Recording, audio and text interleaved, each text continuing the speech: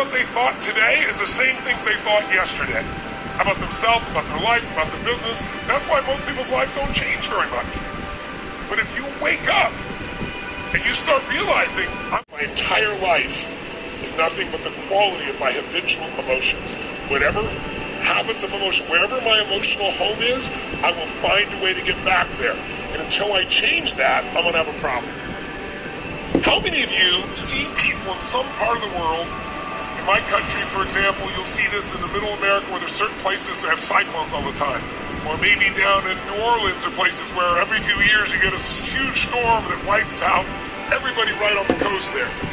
But then 2 years later, it happens again. They rebuild, it happens again. How many of you ever thought to yourself, why don't these people move?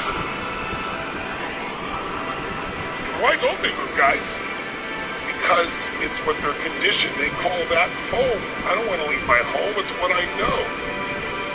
It's easy to see when it's somebody else and it's physical. It's harder to see when it's yourself and it's emotional. We have an emotional home. Some of you grew up in a really tough environment. I did too. Pretty brutal environment.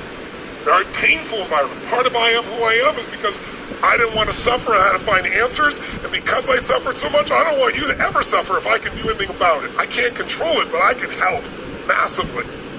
But it's only because I suffered so much I don't want anybody else to. But think about it. Most people suffer even when they're successful.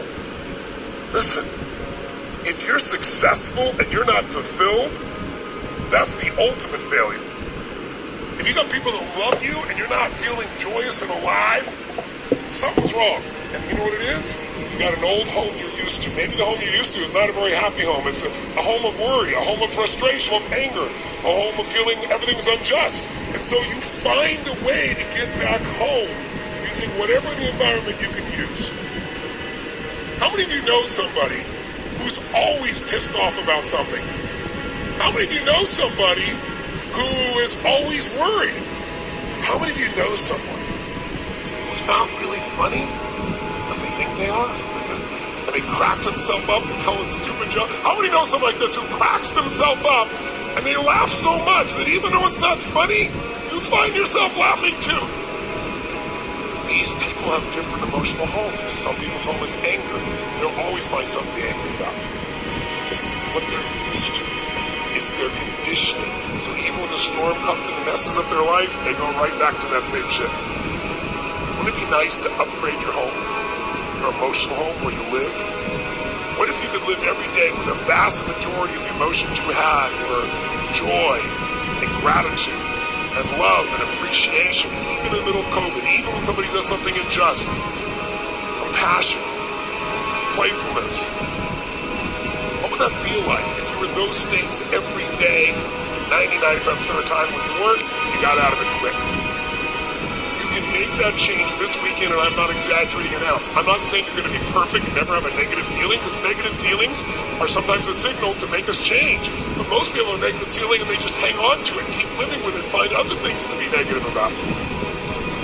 They will never give you what you want. The money won't do it. The acknowledgement of others won't do it.